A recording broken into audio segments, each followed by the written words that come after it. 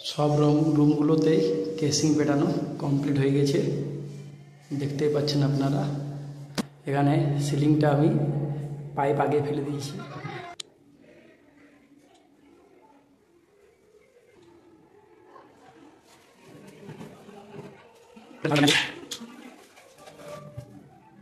বন্ধুরা, তো সাধারণত আমি এখানে ভিগারের তার ইউজ করছি, 1.5 mm আছে, সুপ্রিয় তার ইউজ করে থাকি আমি।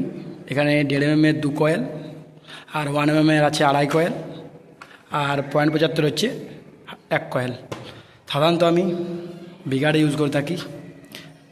আপনারা বলবেন যে আপনারা কী তার ইউজ করে থাকেন এবং ভিগারের তারটা খুব ভালো হয় কি না তা কমেন্ট বক্সে